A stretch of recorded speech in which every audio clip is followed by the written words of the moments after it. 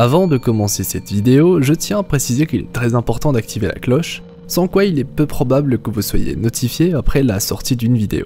Ceci étant dit, commençons.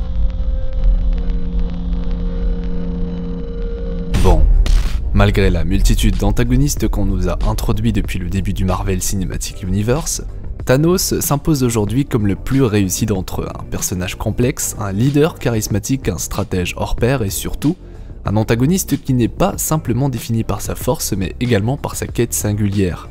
Réunir les 6 singularités dans le but de détruire la moitié de l'existence. Du coup, après avoir traité le cas de Tony Stark, de Doctor Strange ou encore de Loki, il est temps pour nous de parler du Titan Fou.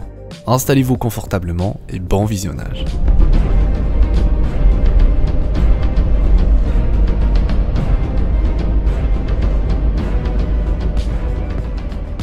Avant d'entrer dans le cœur du sujet, j'estime qu'il est important de rappeler certains faits concernant les origines de Thanos.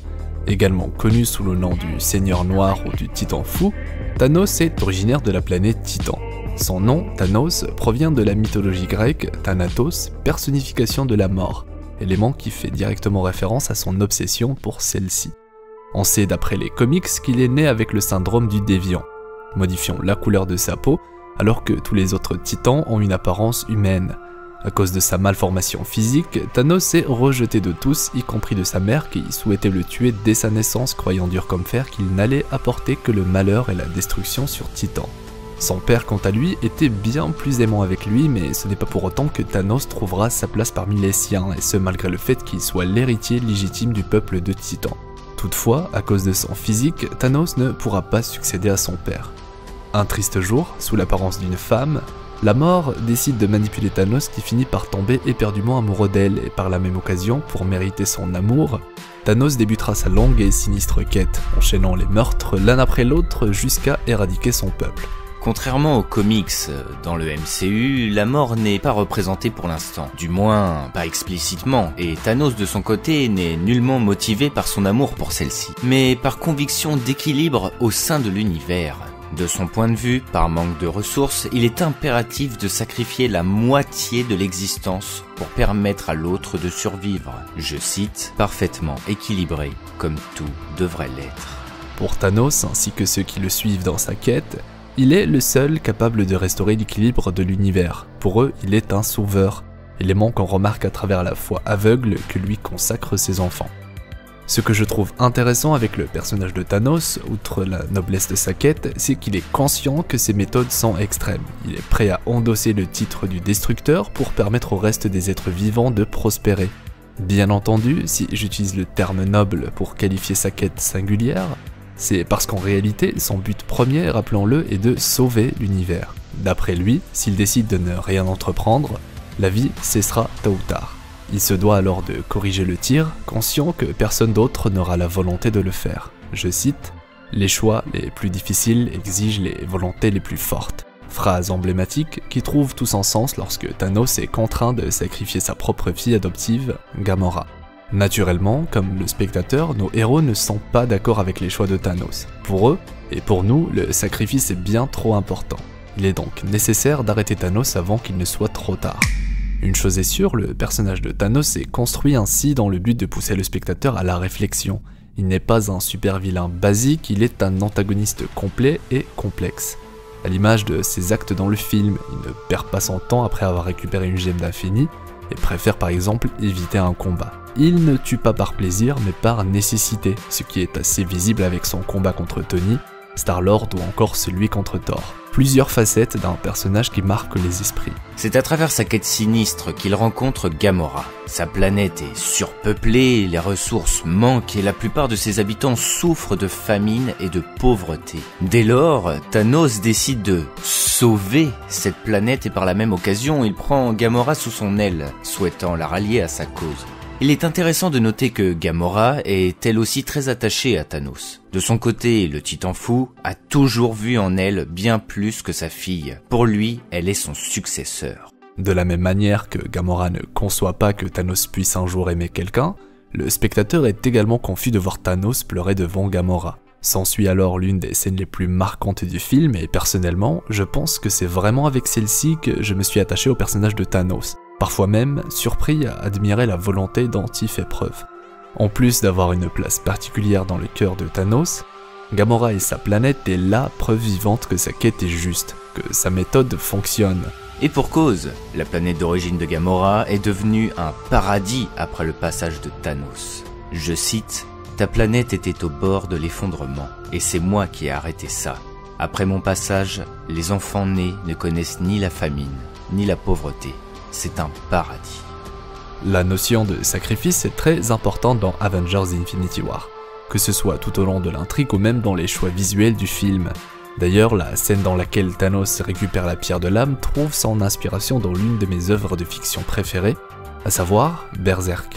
Sans rentrer dans les détails et risquer de spoiler l'une des plus belles planches du manga, à travers cette scène, les réalisateurs du film expriment un hommage certain à Kentaro Miura, l'auteur de Berserk. En parallèle à Griffith, Thanos lui aussi finit par sacrifier tout ce à quoi il tient pour espérer voir un jour son rêve devenir réalité. Ce qui est intéressant à noter, c'est que Thanos semble éprouver des regrets après avoir détruit la moitié des êtres vivants et pour cause, le sacrifice de Gamora semble lui peser lourd.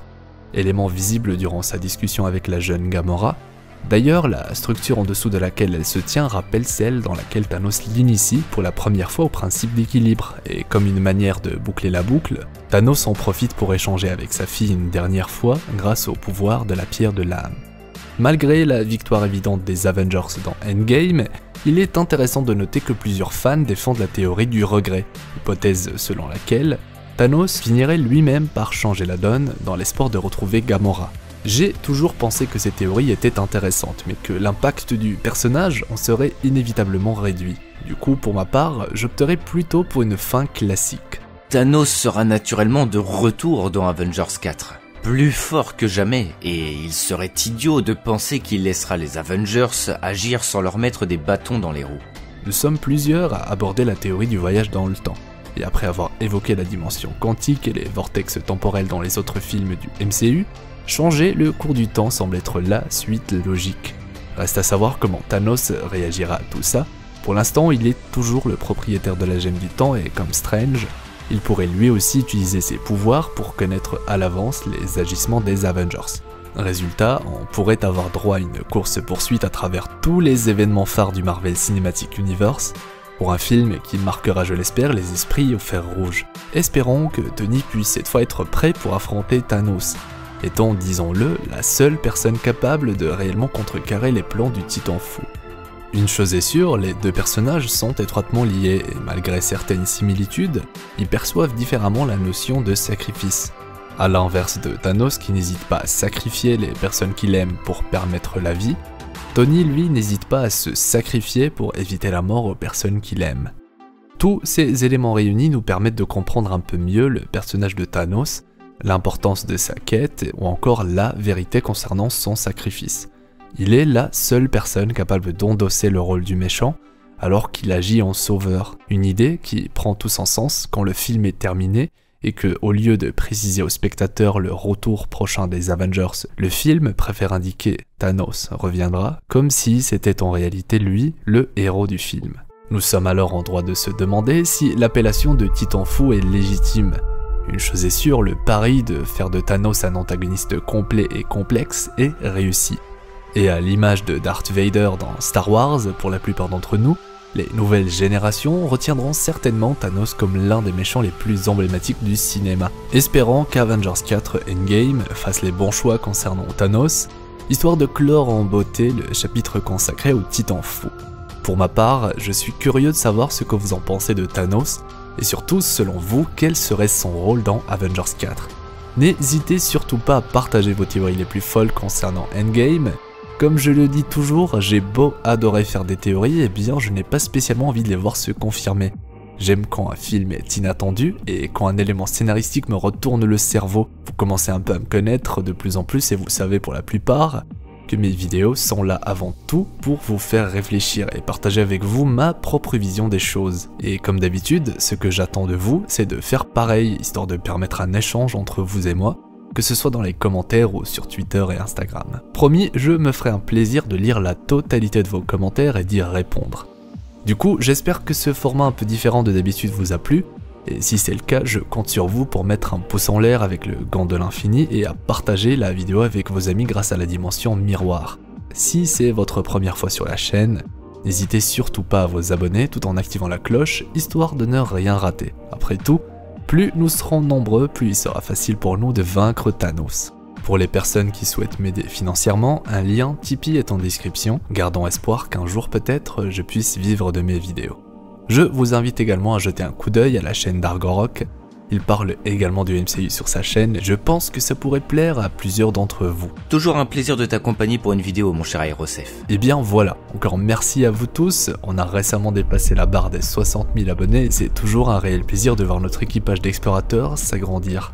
Si vous avez envie d'en savoir un peu plus sur Tony Stark ou Thanos, je vous renvoie à mon analyse du premier trailer d'Avengers 4. Quant à moi, je vous dis à la prochaine, c'était Aerosef l'explorateur d'univers pour vous servir. Si tu as envie de rejoindre mon équipage d'explorateurs d'univers, tu peux t'abonner directement en appuyant sur ma petite tête assez creepy. C'est gratuit et ça fonctionne également avec un smartphone ou une tablette. Vous avez envie de soutenir financièrement la chaîne, c'est désormais possible. Et si vous êtes sur Twitter, je sais pas ce que vous attendez pour me follow.